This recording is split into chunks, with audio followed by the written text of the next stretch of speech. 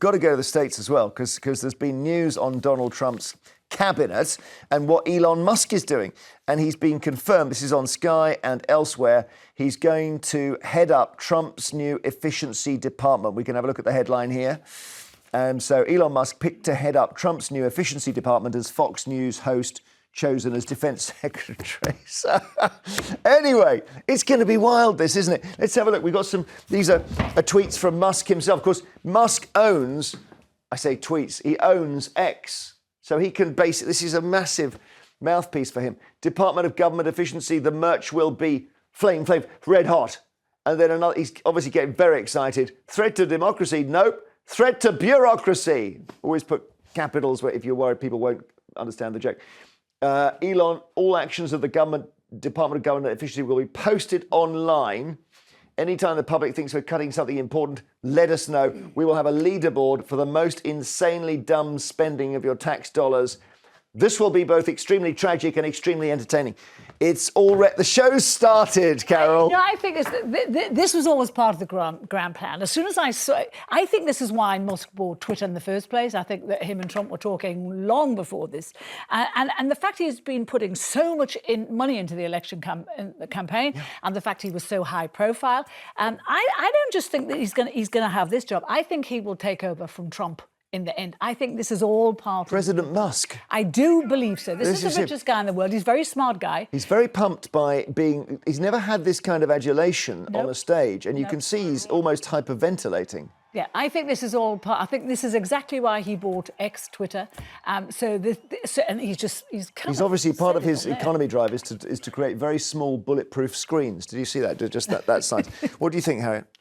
Well, I don't know. Do you think it's going to actually work out, Carol? I worry about whether it's going to be chaos. And if there is chaos, obviously, it's mostly going to affect the American people, but actually it's going to affect the rest of the world as well, and whether it's on trade or defence. So are you confident it's all going to work out? I'm glad Musk is there. I think he's a brain among some quite stupid people, and I think that's a really good thing for the world. Is he stable, though? Is he stable? Are geniuses stable? No. Not always, but I mean, they get things done. They have great ideas. They don't go into... They're not very good at 9-to-5ing, are they? I mean, government... Well, why I don't want to sound boring here, but government to me sounds like it's a job where you need people who are not megalomaniacs. This is a title, isn't it? It's the theory of disruption, isn't it? That basically you disrupt the whole thing and you end up with something better, but the worry is you could disrupt the whole thing and end up with something worse. So it's a bit of a mad experiment they seem to be going on. Some people say, oh, well, they're just talking like that, but everything will remain the same. But I think it won't. And I do think there is a worry for us on our economy and our national security. Or, what happens? There used to be a saying that if America sneezes, we catch a cold.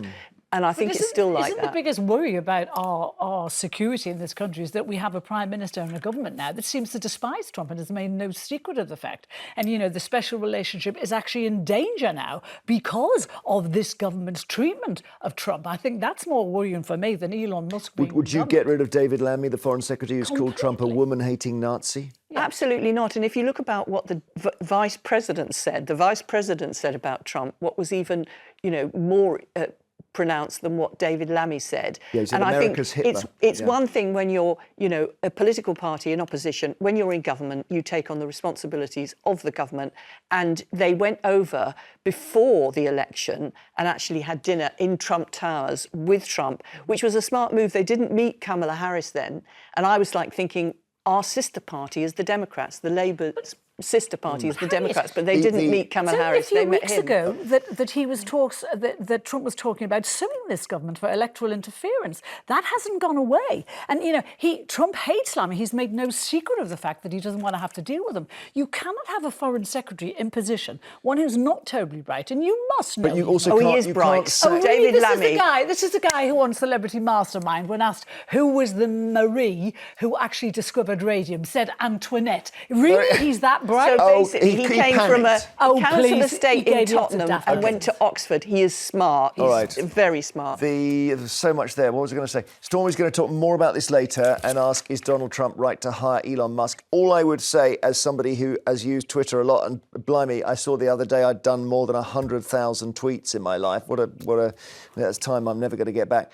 If he does to the American government, what he's done to Twitter is just going to be smoke in ruins. You know, it is shocking what's happened to that social media site. It really is. In what sense? What do you think's happened? Have you been on it recently? Well, of course, I'm on it all the time. It's just...